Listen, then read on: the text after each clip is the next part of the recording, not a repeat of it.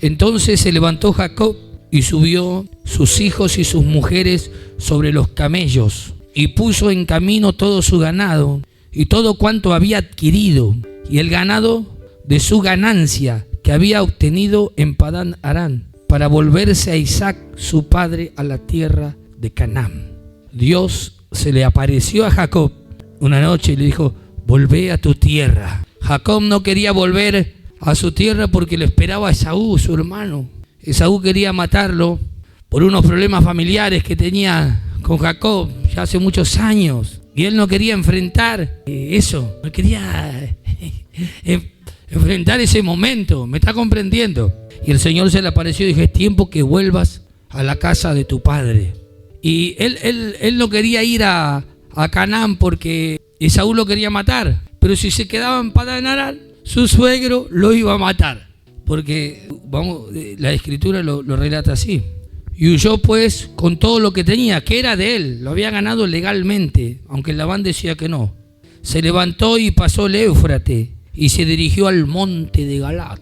Y al tercer día fue dicho a Labán que Jacob había huido. Entonces Labán tomó a sus parientes consigo y fue tras Jacob camino de 7 días y la alcanzó en el monte de Galaad. Y vino Dios a Labán arameo en sueño aquella noche y le dijo: guárdate de no hablarle a Jacob descomedidamente. Impresionante. Y es algo que estuvimos hablando el jueves en la transmisión y le expliqué un poco a la gente de por qué habíamos puesto ese nombre, Galaad.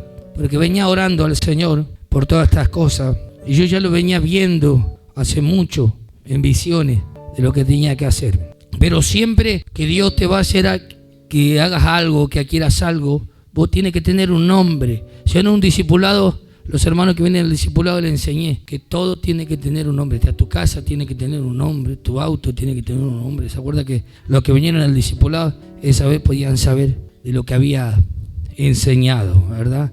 Todo tiene un nombre. Como nosotros le llamemos, así va a ser, porque la palabra tiene poder, como llamamos nosotros las cosas. Y para mí Galaad es un lugar a donde uno es libre de la opresión, porque Labán lo tenía oprimido. Dice que en aquel lugar levantaron un manojo de piedra, hicieron un pacto y fue el monte del testimonio, el lugar donde fue testigo de la liberación y la restauración completa de Jacob. En ese lugar él pudo ver la liberación de Dios, pudo, como quien puede decir, desde ahora voy a empezar a disfrutar de toda la prosperidad que había, porque él era una persona próspera, bendecida, pero el espíritu de Labán siempre lo oprimía. Labán siempre lo tenía como quería que tenerlo cautivo.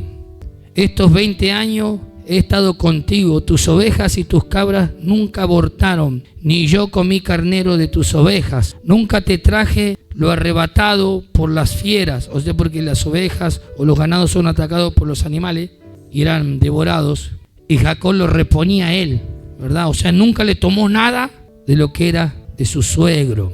Ni yo comí carnero de tu suegro, nunca te traje lo arrebatado por las fieras. Yo pagaba el daño, lo hurtado, ese día, así de día como de noche. A mí me lo cobraba.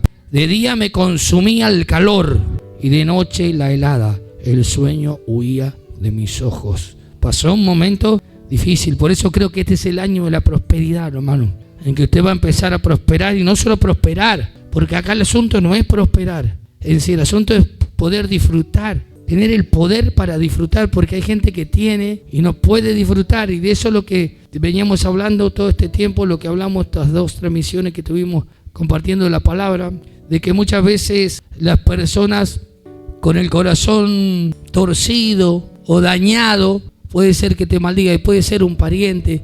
Y yo le explicaba a las personas que los daños muchas veces vienen de las personas más cercanas en nuestra familia. A Jacob lo quería ver mal su hermano y su suegro. Impresionante. Y ni hablar de Jeremías. Jeremías estaban pasando un momento difícil y decía: mis amigos estaban esperando a que yo claudicaría y así tomarían la venganza. Los propios amigos de Jeremías. Y ni hablemos del rey David. Su propio hijo le quería el mal. Y esas cosas a mí me venían llamando mucho la atención. Puede ser que las personas que te quieran o amigos tuyos en algún momento se ofendan tanto con vos que te deseen el mal o te quieran ver mal. Acá el asunto no es que te deseen o te quieran ver mal. Acá el asunto es que vos no quieras ver mal ni desees el mal a nadie. Porque Jacob le dijo, yo nunca te hice daño, al contrario, yo te ayudé, trabajé para vos. Así he estado 20 años en tu casa, 14 años te serví por tus 2 hijas y 6 años por tu ganado y has cambiado mi salario 10 veces. Y yo muchas veces también di una enseñanza hace muchos años y venía hablando de los discipulados de los simbolismos, el número 10. Representa la prueba, ¿verdad? Siempre que habla de 10 la Biblia le prueba las 10 plagas, los 10 mandamientos, ¿verdad? 10 veces de cambio el salario, los diezmos, ¿verdad? Cuando uno diezma, uno es probado de su corazón, su finanza, uno es probado. El 10 siempre tiene que ver con la prueba, ¿verdad?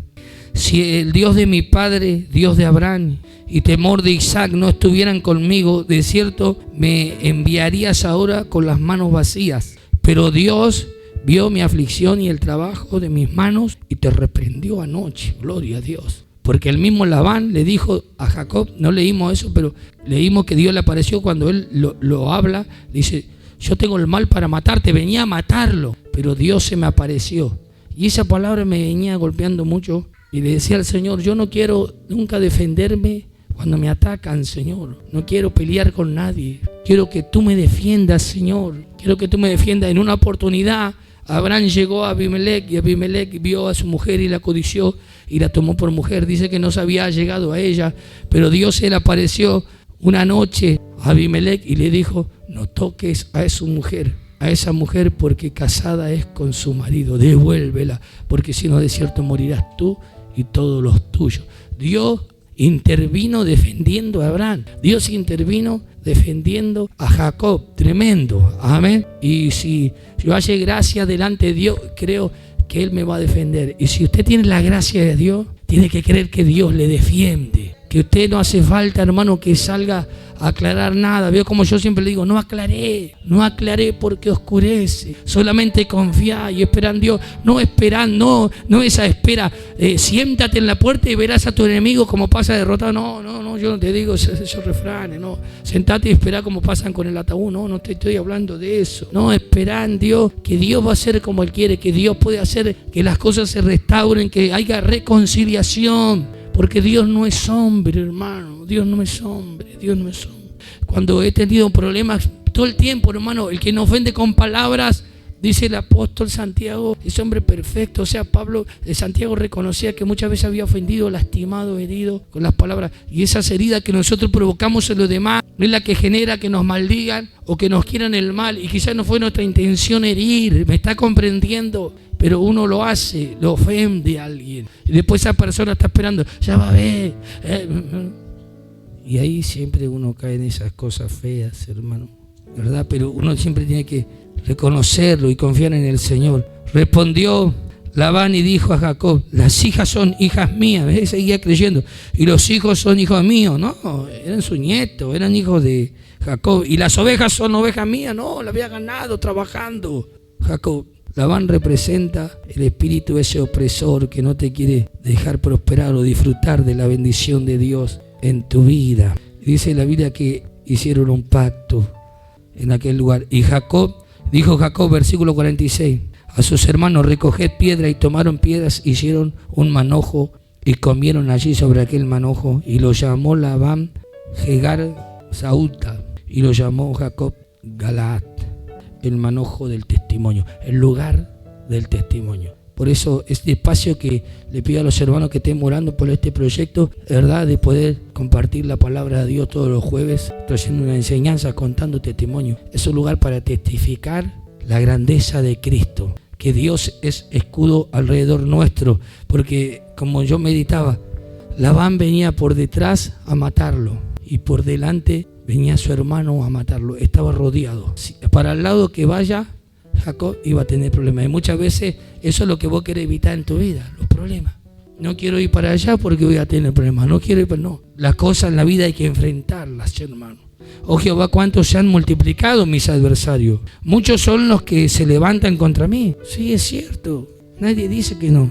Muchos son los que dicen de mí, no hay para él salvación en Dios. Mas tú, oh Jehová, eres escudo. Al frente dice, no, tú eres escudo alrededor de mí, mi gloria y el que levanta mi cabeza. Con mi voz clamé a Jehová y él me respondió desde su monte santo. Yo me acosté y dormí y desperté porque Jehová me sustentaba. Capítulo 15 del libro de Génesis. No temas, Abraham, yo soy tu escudo. Tu galardón va a ser en sobremanera grande. Dios es el que te protege, hermano. ¿Cuántos lo creen? ¿Cuántos creen que este es el año de la prosperidad y de la restauración en nuestra familia? Y que todas las cosas que están pasando, Dios las va a orientar para un bien, hermano. Dios todo lo hace perfecto a su tiempo. Dios nunca llega tarde ni antes. Dios llega siempre justo a tiempo, hermano. Y Dios no te va a dar una carga más pesada que la que vos puedas llevar, dice la Escritura. Él te va a dar la prueba, pero también te va a dar con ella la salida. Y si hay algo que nosotros tenemos que usar para repeler, o el repelente, hermano, para las maldiciones o para los malos deseos en contra de nosotros, es la fe. Porque la Biblia dice, tomad toda la armadura de Dios para que podáis estar firmes en contra de las acechanzas del diablo. Porque nosotros no tenemos lucha contra carne ni sangre, sino contra huestes, contra principados. Tomad por sobre todo el escudo de la fe, con el cual vos podés apagar los dardos de fuego del maligno. Muchas veces vienen los dardos de fuego a querer matarte, a querer lastimarte, a querer hacerte daño, hermano. Pero que el Señor es escudo alrededor tuyo. Esa tiene que ser tu fe. ¿Cuántos creen, hermano, que están guardados en la mano del Señor? Que Dios te tiene en su mano, hermano. Que Dios tiene el control de todas las cosas. Que este es el año en que vos vas a prosperar. Que vas a ser libre del espíritu de Labán que te está aprisionando, que no te deja prosperar, que no te deja avanzar. Alguien tiene que creer a esta palabra. Vamos a creer que Dios es el que nos defiende. Dios es el que nos lleva al lugar de la prosperidad. Dios, estamos en el monte donde Dios provee. ¿Cuántos creen que es así?